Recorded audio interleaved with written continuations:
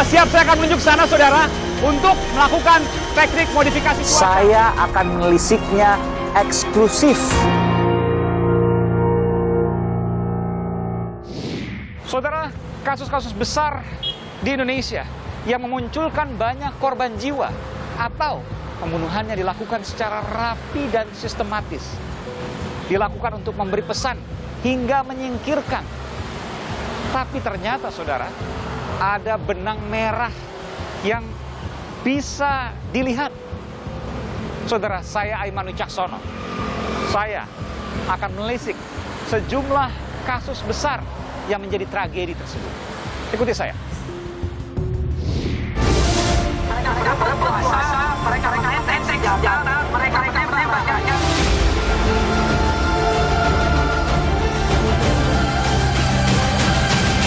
Mereka berebut puasa, mereka menenteng senjata, mereka menembak rakyat, tapi kemudian bersembunyi di balik enteng kekuasaan. Enteng kekuasaan.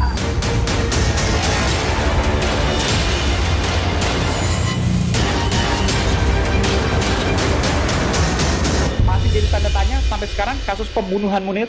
Tentu. Dalangnya yang belum terungkap. Dari mana Anda punya bukti bahwa ini punya dalang dan dalangnya belum terungkap?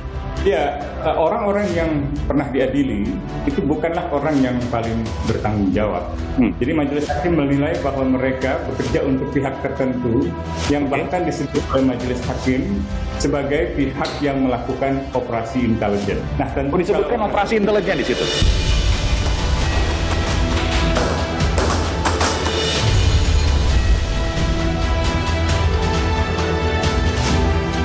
Persiapan pendorongan. Maju! Ya, maju terus. Ya, maju terus. Maju!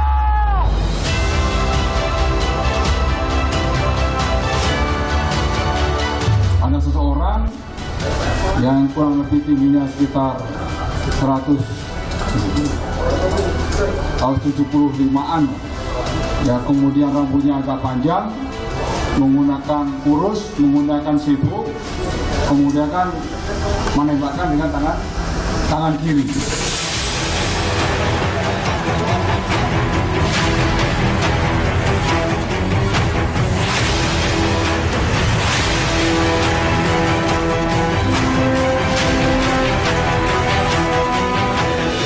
Tapi ternyata, saudara, ada benang merah yang bisa dilihat.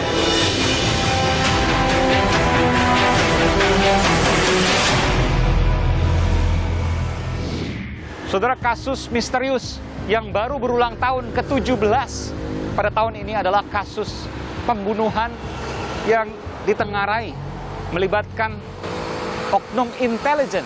Apa yang terjadi? Bagaimana sesungguhnya? Saudara, berikut informasinya.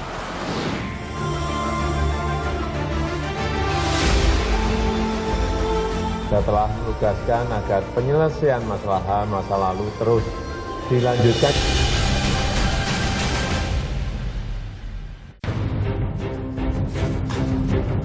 Munir Said Talib, namanya kembali menghangat. Aktivis hak asasi manusia yang kematiannya diselimuti misteri gelap. Dalang utama pembunuhannya samar tak berwujud. 17 tahun perjuangan mengungkap misterinya tak pula berbuah. 7 September 2004 menjadi perjalanan terakhirnya. Hasil otopsi menunjukkan ada jejak racun arsenik mematikan di tubuhnya. Dia diracun lewat makanan di penerbangan. Kejadian memilukan yang terjadi hanya 2 pekan sebelum pemilihan presiden putaran kedua yang pertama kali digelar secara langsung di Indonesia. Hal ini pun menuai kecurigaan pembunuhan sang aktivis terkait dengan Pilpres 2004. Saya kira kita perlu menegaskan bahwa kasus kematian Munir adalah sebuah political assassination, satu pembunuhan politik. Kenapa? Kuat dugaan bahwa kasus ini berhubungan dengan situasi politik demokrasi ketika itu. Sejumlah pihak memang telah dihukum, yakni mantan pilot maskapai Garuda Indonesia, Polikarpus Budihari Priyanto. Dia divonis 14 tahun penjara. Polikarpus terbukti dalam persidangan sebagai sosok yang menaruh racun pada makanan Munir. Ada juga mantan Dirut Garuda Indonesia Indra Setiawan yang divonis 1 tahun penjara. Dia dipastikan menjadi pihak yang menugaskan Polikarpus dalam penerbangan yang sama dengan Munir. Dalam proses penyidikan dari tahun 2004 telah memberkas perkara sebanyak 4 berkas perkara dengan 4 tersangka yang kesemuanya sudah menjalani hukuman dan sudah selesai. Terakhir kemarin saudara Polikarpus. Namun ada yang mengganjal dalam kasus ini. Laporan asli tim pencari fakta TPF hilang. Sejumlah nama besar yang diduga terlibat pembunuhan ini pun menguap. 17 tahun upaya pencarian keadilan bagi Munir berlalu. Tahun depan kasus ini akan kedaluarsa. Tidak akan bisa diungkap lagi. Dalangnya pun hilang, tenggelam bersama kejahatan yang dilakukan. Aiman menelisiknya.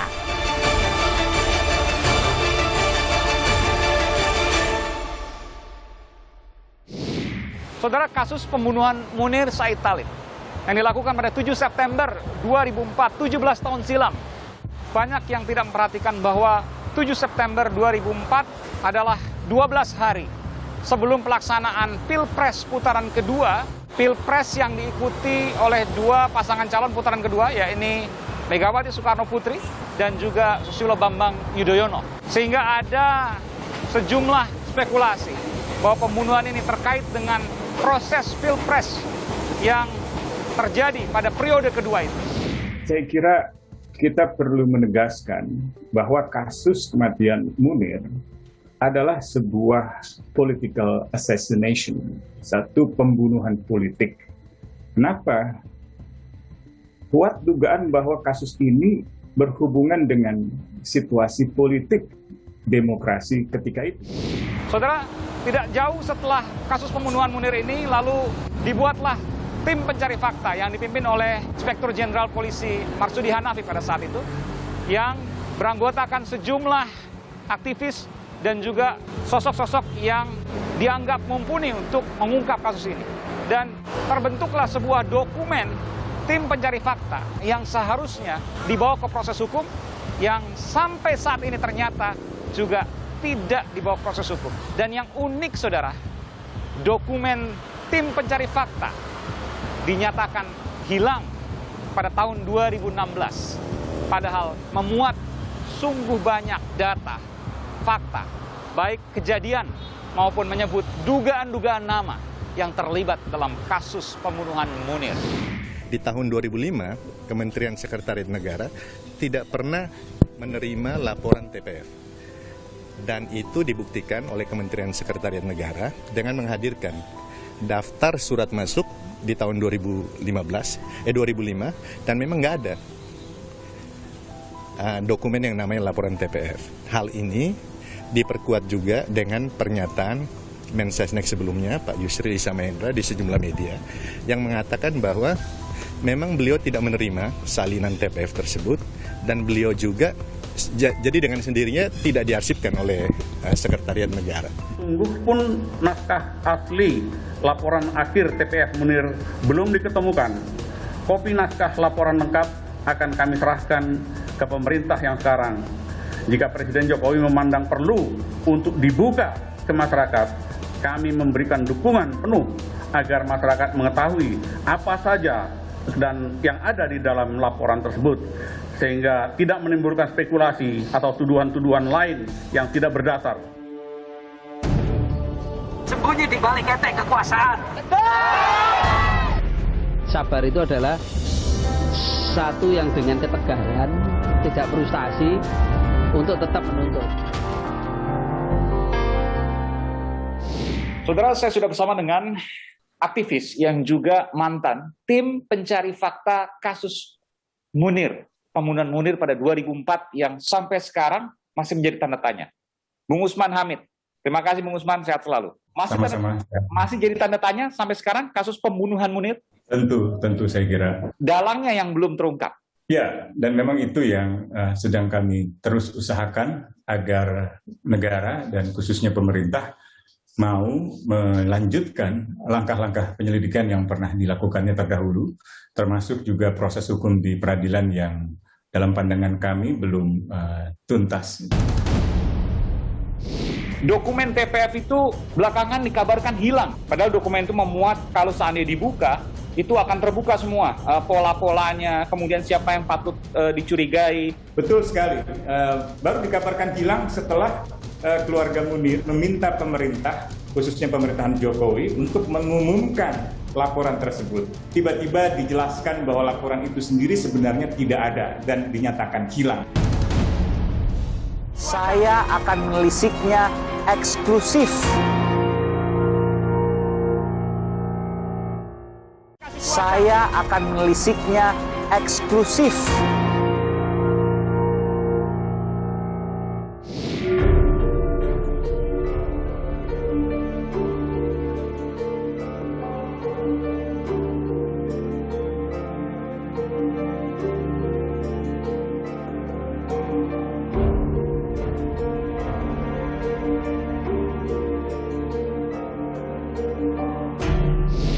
Ada beberapa kasus yang sudah disidangkan, diantaranya adalah mendiang Polikarpus Budihari Prianto, kemudian juga ada di Rut Garuda. Ya. Anda katakan dalangnya belum terungkap. Dari mana Anda punya bukti bahwa ini punya dalang dan dalangnya belum terungkap? Ya, di dalam amar putusan pengadilan, misalnya disebutkan bahwa mendiang Polikarpus atau mantan Dirut Garuda Indra Setiawan adalah orang-orang yang tidak bekerja sendiri. Jadi majelis hakim menilai bahwa mereka bekerja untuk pihak tertentu yang bahkan disebut oleh majelis hakim sebagai pihak yang melakukan operasi intelijen. Nah, tentu disebutkan operasi intelijen di situ. Disebutkan oleh majelis hakim, salah satu putusan pengadilan negeri di Jakarta Pusat. Itu yang pertama. Yang kedua, kalau melihat laporan tim pencari fakta, kami menjelaskan 4 lapis peran yang dilakukan oleh pihak-pihak yang bertanggung jawab untuk kemudian dimintai pertanggungjawaban. Yang pertama adalah di tempat kejadian perkara, TKP, di pesawat gitu ya, atau di bandara, yaitu orang-orang yang langsung melakukan peracunan terhadap Munir gitu ya. Yang kedua adalah orang yang membantu orang-orang di TKP ini sehingga bisa memasuki penerbangan internasional di mana Munir berada dengan surat-surat yang sangat janggal. Yang ketiga adalah pihak yang mengendalikan para pelaku di lapangan, dan pihak ketiga ini paling berkepentingan dengan terjadinya pembunuhan. Yang keempat adalah konseptornya, orang yang memulai inisiatif ini untuk membunuh Munir. Dalang dan lain sebagainya. Kenapa kemudian hasil dari TPF ini tidak tercerminkan secara utuh di putusan-putusan hakim misalnya? Harus diketahui bahwa laporan tim pencari fakta ini dibuat dalam bulan-bulan awal setelah kematian Munir diketahui sebagai kematian yang disebabkan oleh racun arsenik gitu ya.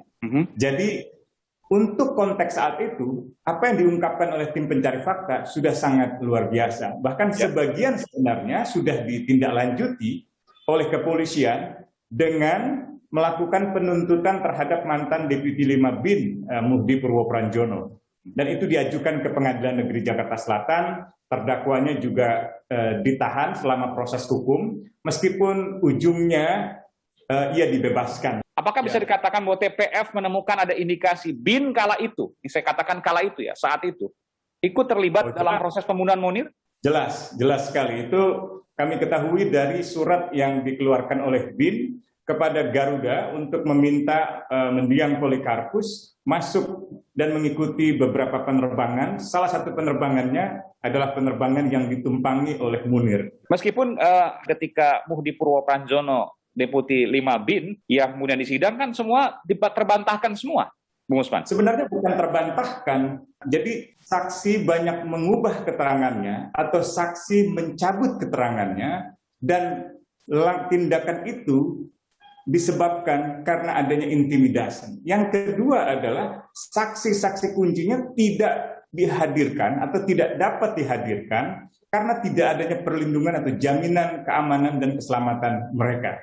Siapa saja saksi-saksi itu yang tadi menarik itu, meskipun bukan menyebut nama misalnya, siapa saja mereka? Misalnya orang yang pernah menjadi supir dari terdakwa, orang yang pernah menjadi bawahan terdakwa, atau orang yang merupakan agen dari Badan Intelijen Negara, atau ada juga wakil kepala BIN yang juga tidak dihadirkan di persidangan. Jadi saksi-saksi itu internal BIN maksudnya, Anda mau mengatakan itu? Nah, kebanyakan internal BIN yang menarik laporan. Dan itu memang telah terasa sejak awal ketika tim pencari fakta melakukan pemanggilan. Terlihat sekali Badan Intelijen Negara tidak sepenuhnya, misalnya, yang ketika itu ya, tidak sepenuhnya memberikan dukungan dan tidak sepenuhnya memiliki kewenangan atau kendali terhadap orang-orang BIN yang dimintai keterangan atau dipanggil oleh tim pencari fakta ketika itu.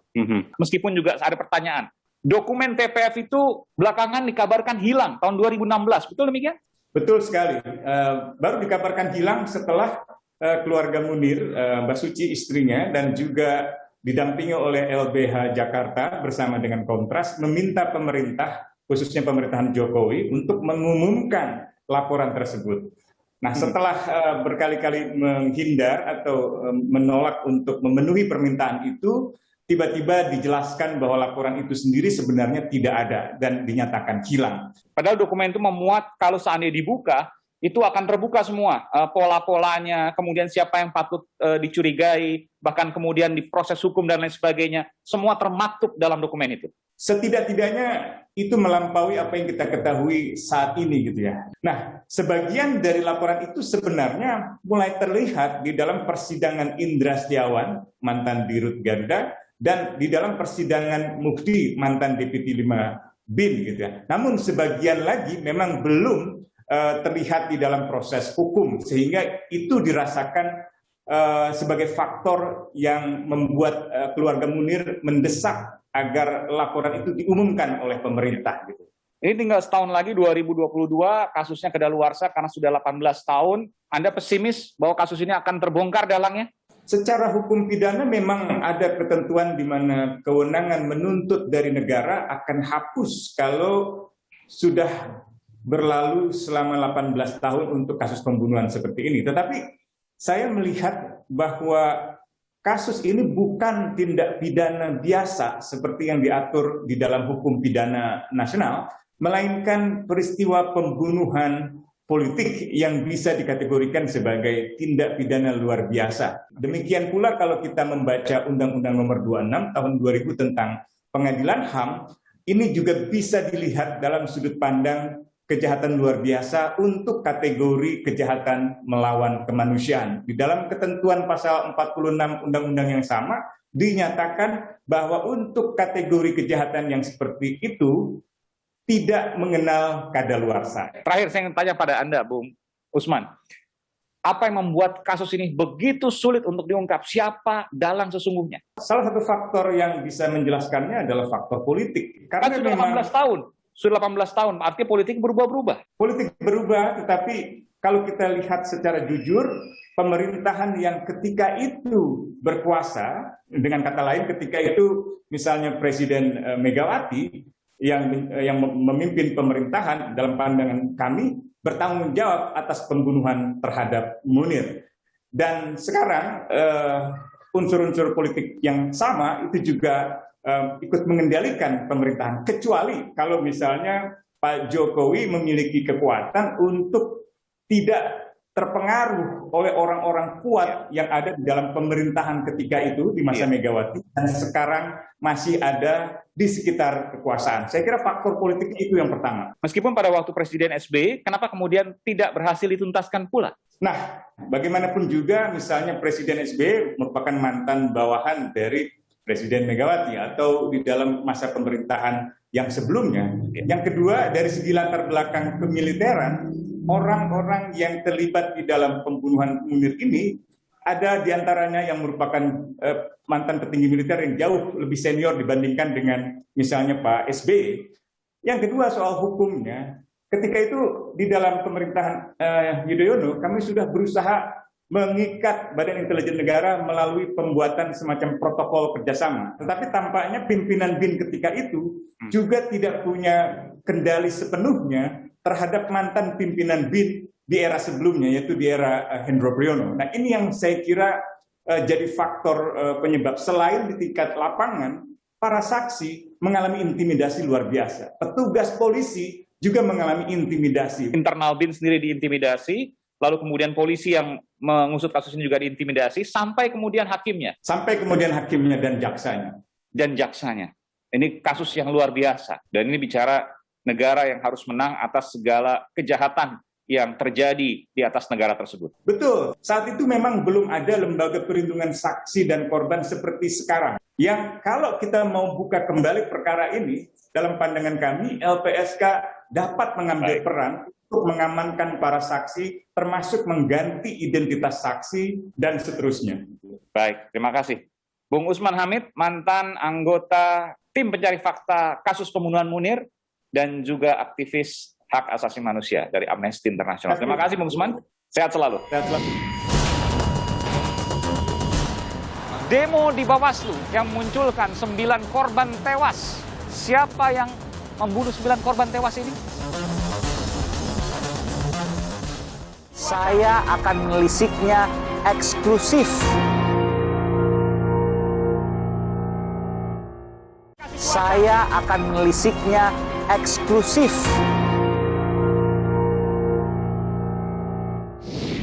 Dan saudara, kasus demo di Bawaslu 21 dan 22 Mei 2019, beberapa saat sebelum pengumuman Pilpres 2019, yang munculkan 9 korban tewas. Dan siapa yang membunuh 9 korban tewas ini? Misterius sampai saat ini. Meskipun ada data yang menyebutkan bahwa sebagian dari korban tewas ditembak dari jarak dekat oleh orang tak dikenal. Siapa mereka? Saudara, berikut ini adalah informasi.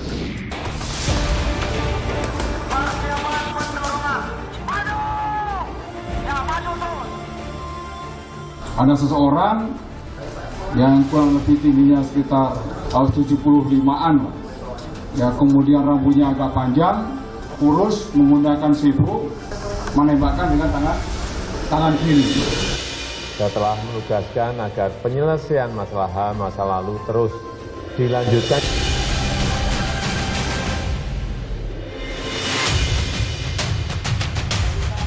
Kabut misteri masih menyelimuti.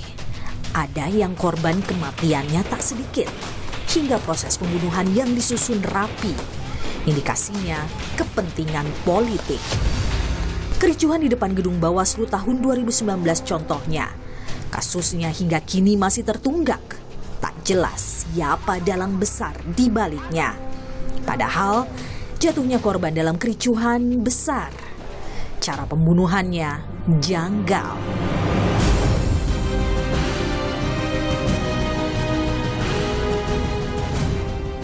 Berdasar keterangan polisi, ada 9 pendemo yang tewas.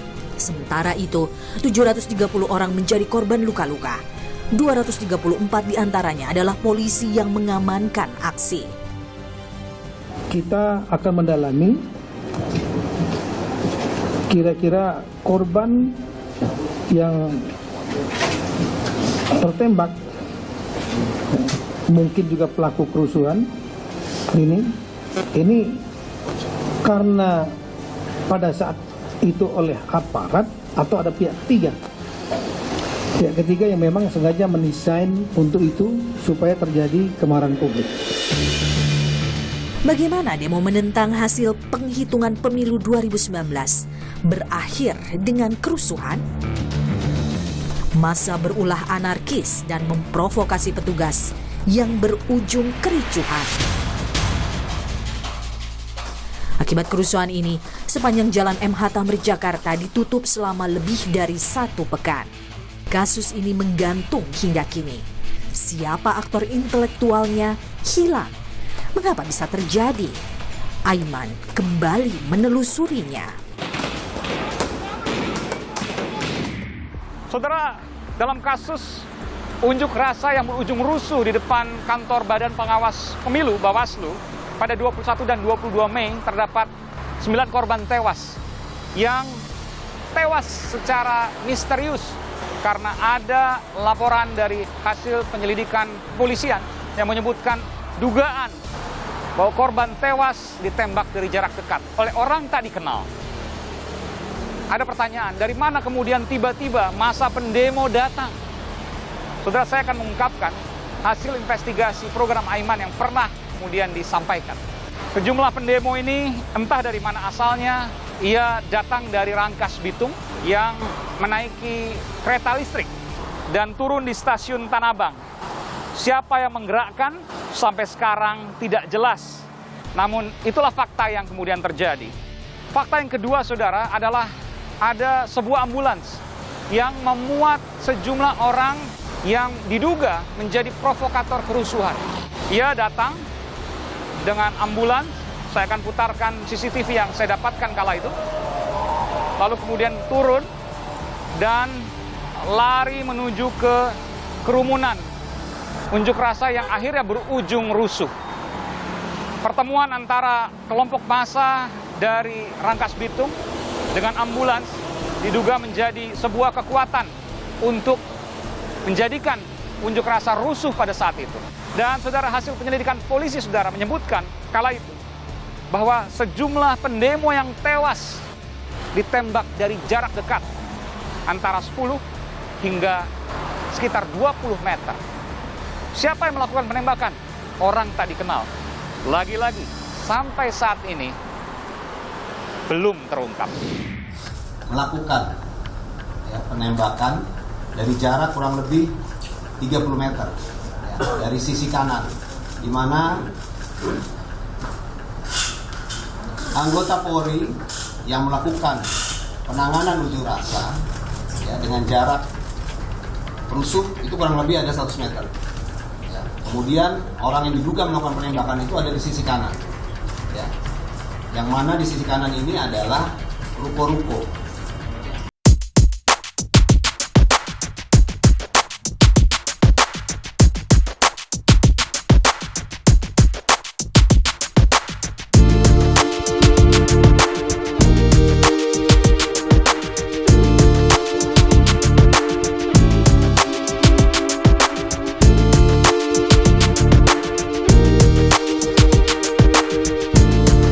Jadi sesungguhnya saya mewawancarai Direktur Eksekutif Setara Institute, ada Bung Ismail Hassani. Bung Ismail, sehat selalu Bung Ismail? Ya, sehat. Ya. Bung Ismail, kalau kita bicara demo di depan Bawaslu 21 dan 22 Mei 2019, beberapa saat sebelum pengumuman Pilpres pada saat itu, ada tragedi. Boleh saya katakan itu tragedi? Ya, saya kira itu sebuah tragedi. Iya, 9 orang tewas pada waktu itu dan dalangnya belum terungkap. Siapa dalangnya, Bung Ismail? Ya, dari berbagai penyelidikan memang belum diketemukan ya siapa dalang dari kerusuhan tersebut. Tetapi yang pasti jika kita menggunakan kerangka kejahatan kemanusiaan bahwa terjadi serangan, menurut saya ada serangan sistematis dan juga meluas karena sekalipun sentrumnya di Bawaslu tetapi di beberapa titik juga terjadi begitu. Dalam waktu yang sama. Dalam waktu yang sama, artinya sebenarnya ini persoalan serius dalam konteks hak asasi manusia. Akan tetapi sependek yang saya tahu memang Komnas HAM melakukan pemantauan intensif dan juga memeriksa sejumlah pimpinan kepolisian, ya, tetapi tidak menggunakan kerangka pro justisia sehingga produk dari kerja Komnas HAM itu kemudian tidak bisa kita lanjutkan dengan menggunakan kerangka pengadilan hak asasi manusia. Karena salah satu unsur yang harus dipenuhi adalah sistematis dan adanya perintah komando. Nah, memang sangat sulit membuktikan ada tidaknya perintah komando. Dan bisa jadi itu tidak akan tertuang. Tidak akan pernah terungkap. Ya, tentu tidak akan pernah terungkap. Kenapa? Kenapa sulit sekali? Padahal kalau dilihat misalnya soal Munir misalnya, dari dokumen TPF, tim pencari fakta, itu kemudian bisa dipetakan pergerakannya, kemudian dalam tanda kutip ya, perintahnya dan lain sebagainya. Saya kira itu kemudian kan alat-alat negara belajar dari masa lalu ya. Nah, pembelajaran praktik pelanggaran HAM di masa lalu itulah yang kemudian diinsafi betul agar kemudian potensi-potensi kejahatan itu tidak bisa disidik, kan begitu. Jadi selain tidak adanya political will untuk mengungkap ini secara serius, juga kejahatannya semakin canggih lah kira-kira. Dan pasti balik tragedi-tragedi besar, ada korban atau sistematis cara pembunuhannya, itu pasti melibatkan dalang, dan dalangnya sulit sekali untuk kemudian diungkap. Iya, tapi kan kalau dalam peristiwa-peristiwa semacam ini kan sulit dibantah bahwa alat-alat negara tidak mengetahui, Bung Aiman. Pasti mengetahui. Pasti mengetahui dong, karena mereka memiliki segala kelengkapan untuk mencegah, ya. Mereka memiliki kelengkapan untuk menghalau misalnya, bahkan menghentikan suatu upaya dari kelompok manapun misalnya. Yang menjadi perhatian juga dalam demo di depan Bawaslu adalah 9 orang tewas, yang banyak diantaranya tewas misterius, ditembak dari jarak dekat dan lain sebagainya, dan polisi sudah mengatakan itu bukan dari pihak mereka. Memang ada dalam tanda kutip ya, orang-orang gelap yang melakukan itu yang kemudian tidak pernah diungkap siapa sesungguhnya. Sampai sekarang 9 orang tewas itu meninggal, kenapa? Nggak ada yang tahu. Ya itulah, makanya itu tugas kemanusiaan ya yang harus diungkap, karena menunjuk aktor itu adalah bagian dari cara mengungkap sebuah peristiwa dan melimpahkan keadilan bagi korban. Sekali lagi, kalaupun ini bukan alat negara yang melakukan, tapi tetap negara bisa dipersalahkan karena melakukan pembiaran. Padahal dalam konteks kewenangan aparat negara dengan seperangkat kewenangan dan senjata yang dimiliki misalnya, tragedi kemanusiaan ini bisa dicegah mestinya, Bung Aiman. Dan Anda memprediksi ke depan tragedi-tragedi hitam, gelap yang digerakkan oleh kelompok-kelompok dalam yang memang tidak tersentuh sangat mungkin terjadi. Kalau kita membaca makro politik hak asasi manusia hari ini, sebenarnya 3 tahun ke depan lah sekurang-kurangnya, saya merasa bagian orang yang pesimistis ya dengan upaya-upaya kemajuan hak asasi manusia. Regresi demokrasi paralel tentu saja dengan pengingkaran hak asasi manusia, ini merupakan PR dan tentu saja akan menimbulkan presiden-presiden buruk di masa yang akan datang. Sekalipun kita semua harus sekuat tenaga bersama-sama menghindari peristiwa ini terulang kembali, Bung Aiman. Kalau kita bicara soal reformasi 1998, kemudian mundur sebelumnya ada Malari 74, kemudian setelahnya ada kasus Munir, kemudian ada kasus Bawaslu ini dan lain sebagainya. Apa yang bisa dilakukan publik untuk menjaga agar tragedi-tragedi ini minimal sulit untuk dilakukan? Ya, secara moral dan gerakan publik saya kira gerakan melawan lupa harus terus dilakukan. Karena dengan cara itulah kita mengingat ada satu peristiwa yang memang belum diadili dan diproses. Dan harus selalu ditagih. Dan yang perlu dicatat bahwa ini adalah bagian dari efek sistemik. Karena nyaris tidak ada pelanggaran HAM yang diproses secara fairness, ya, akuntabel, gitu. Sehingga kemudian pelanggaran-pelanggaran HAM berikutnya bahkan terjadi setelah tahun 2000, yang artinya sebenarnya Komnas HAM sudah terbentuk, pengadilan HAM sudah eksis begitu ya, tapi juga tidak diadili. Jangan pernah lupa dengan tragedi gelap, karena tragedi gelap adalah kejahatan yang harus diungkap sampai kapanpun harus ditagih. Ya, itu dia. Baik. Terima kasih Bung Ismail Hassani, Direktur Eksekutif Setara Terima kasih, Bung Aiman. Memberikan informasi di program Aiman. Terima kasih Bung Ismail, sehat selalu. Benarkah peristiwa-peristiwa tragedi besar yang dalangnya dekat dengan kekuasaan tidak akan pernah bisa dibongkar? Ya kalau kita mau bicara impunitas ya memang seperti itu. Saya akan menelisiknya eksklusif. Saya akan menelisiknya eksklusif. Kita mempunyai komitmen yang sama bahwa penghormatan, perlindungan, dan pemenuhan HAM menjadi pilar penting bagi Indonesia untuk menjadi bangsa yang lebih beradab, lebih tangguh, dan lebih maju. Pemerintah tidak pernah berhenti untuk menuntaskan masalah HAM masa lalu secara bijak dan bermartabat. Kita harus bekerja sama menyelesaikannya dan mencurahkan energi kita untuk kemajuan bangsa. Saudara, saya akan mewawancarai perwakilan negara yang mengurusi soal advokasi hak asasi manusia.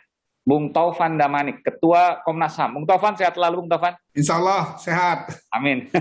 Bung Taufan, Komnas HAM adalah perwakilan negara yang ketika ada masalah hak asasi manusia, maka Komnas HAM yang harus berdiri paling depan, tentunya bersama dengan Presiden. Saya ingin tanya, ada kasus-kasus yang sampai saat ini masih menggantung. 18 tahun Munir misalnya. Kalau kita mau ke belakang lagi, ada lagi. Tapi saya ingin tarik 2 misalnya. Kasus Munir dan kasus demo di Bawaslu yang menyebabkan ada 9 orang tewas. Dan sampai sekarang juga nggak jelas kasusnya. Bagaimana Komnas HAM nilai ini? Ya, untuk kasus Munir, sebetulnya dulu ini kan dibentuk TPF oleh Presiden SBY ya. Memang betul ada Komnas HAM juga di situ. Tapi kan kemudian juga proses peradilan atau penegakan hukum dari mulai kepolisian, kejaksaan sampai kemudian pengadilan, itu ya hasilnya seperti yang kita tahu. Polikarpus dihukum sekian belas tahun, kemudian di Garuda dan Muhdi PR dibebaskan oleh pengadilan. Itu hampir sama sebenarnya dengan 3 berkas penyelidikan Komnas HAM ya, tentang HAM berat. Itu soal tes LY, kemudian juga ada Timur Timur, dan satu lagi Tanjung Priok ya. Yang juga terduga pelakunya itu semua dibebaskan oleh pengadilan.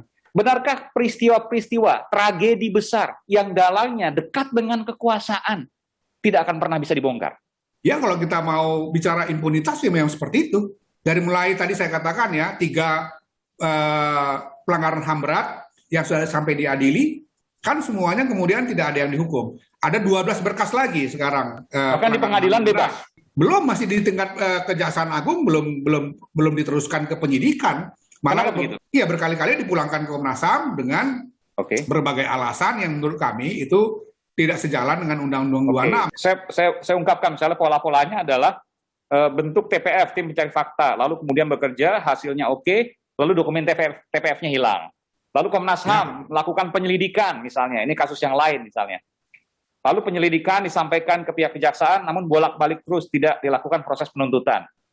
Dan kasus-kasus ini kemudian terus berulang, termasuk juga ada yang disebutkan tadi misalnya sampai ke pengadilan, tapi ada intimidasi yang kemudian menyebabkan hasil putusan hakimnya tidak maksimal. Tidak maksimal ya. Dibongkar saja tidak, dimasukkan ke penuntutan bermasalah. Di sidang pun gagal. Ini bahaya sekali ketika ada kejahatan tapi tidak pernah bisa diungkap. Yang banyak orang katakan bahwa impunitas itu memang masih sangat kuat di Indonesia. Terutama kalau dia menyangkut kekuasaan atau institusi-institusi tertentu yang memang dia tidak bisa dijangkau oleh hukum itu. Jadi apa yang bisa dilakukan oleh Komnas HAM, apa yang bisa dilakukan publik untuk menuntut keadilan soal ini? Sekarang untuk kasus yang HAM berat, kami mendorong ya Presiden dan pemerintah untuk mencari paling tidak ada solusi-solusi yang lebih konkret yang itu mungkin bisa dirasakan hasilnya. Katakanlah program-program dalam rangka rehabilitasi, reparasi terhadap korban dan keluarga korban. Jadi kalau saya kerucutkan kembali kepada 2 kasus tadi yang kemudian saya angkat dalam episode ini, misalnya kasus Munir dan juga kasus demo Bawaslu yang kemudian ada kejanggalan di situ, ditembak dari jarak dekat, entah siapa yang menembak dan lain sebagainya, itu sampai sekarang gelap dan ke depan pun Anda memprediksi sulit untuk dibongkar, meskipun tidak boleh putus asa untuk terus mengusutnya.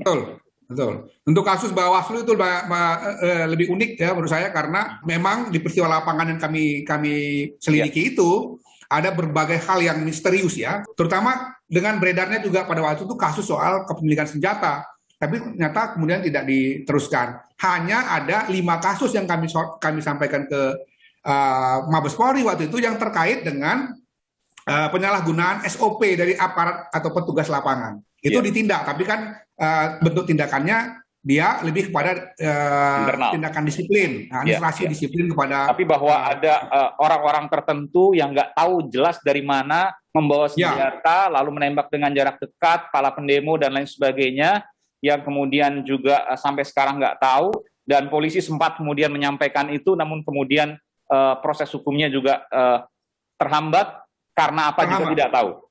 Tidak tahu. Mudah-mudahan satu saat akan terungkap, meskipun kita hanya bisa berharap dan juga berusaha. Tentu ini tadi saya sampaikan bahwa ini terkait dengan kekuasaan, entah ini kekuasaan di zaman yang manapun, tentu ini berhubungan gitu ya. Ya, benar. Tetapi kalau dia menyangkut mungkin aparat yang lebih rendah, ya seperti kasus terakhir Pendeta Yeremia di Intan Jaya misalnya, hasil investigasi Komnas HAM, kemudian itu berhasil ya memastikan ada proses hukum terhadap aparat TNI. Tapi kan itu di level yang bawah. Jadi tidak sepenuhnya dia, ketika levelnya bawah itu tidak sepenuhnya impunitas, tapi tidak sepenuhnya juga memenuhi aspek-aspek keadilan bagi korban dan keluarga korban itu. Baik, terima kasih. Bung Taufan Damanik, Ketua Komisioner Komnas HAM, telah memberikan informasi di program Aiman. Terima kasih Bung Taufan, sehat selalu. Saudara, saya hanya mengambil 2 kasus dari sejumlah tragedi lainnya yang belum terungkap sampai sekarang. Pertanyaannya kini, Akankah semua tragedi-tragedi ini akan terungkap di depan?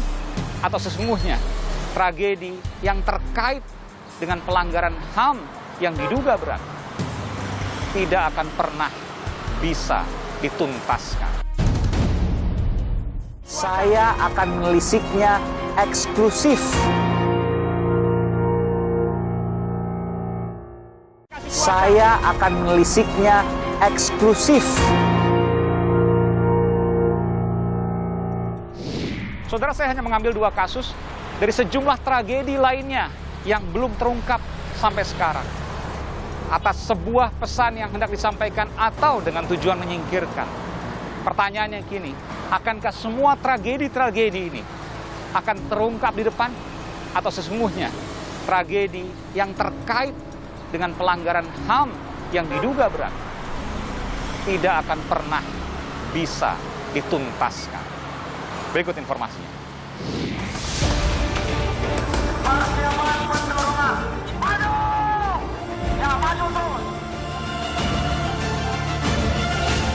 Saya telah menugaskan agar penyelesaian masalah HAM masa lalu terus dilanjutkan.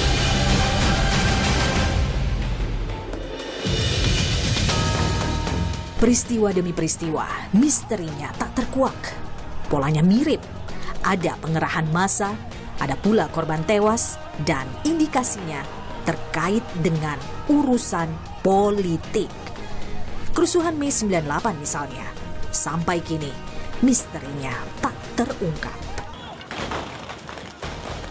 Tim Gabungan Pencari Fakta Peristiwa Kerusuhan Mei 1998 menyebut korban tewas terbakar dalam peristiwa ini mencapai 1.190 jiwa. Sementara itu 27 orang meninggal karena luka tembak dan senjata tajam. Tak hanya kehilangan nyawa, kerugian material pun jumlahnya tak sedikit. Ratusan toko, swalayan, dan rumah warga dirusak dan dijarah massa. Bahkan ada yang menjadi korban penculikan. Hingga kini tak terungkap siapa dalang di baliknya.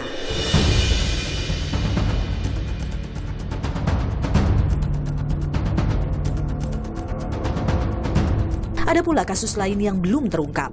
Tewasnya sejumlah anggota FPI di kilometer 50 tol Jakarta-Karawang.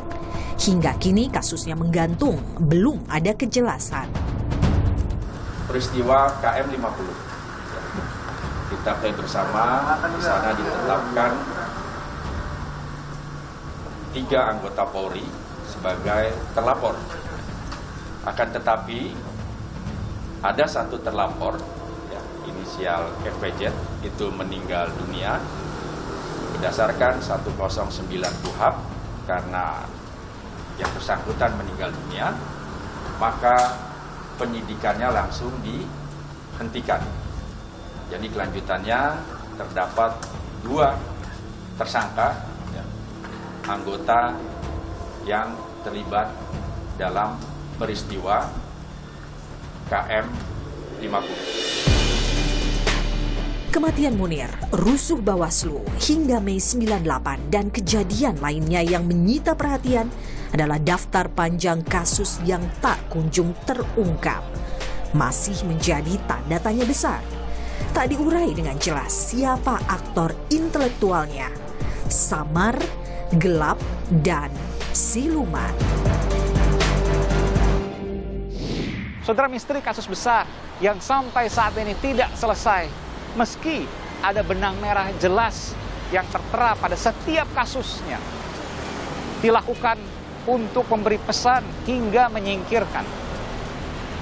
Tapi ini bicara soal nyawa.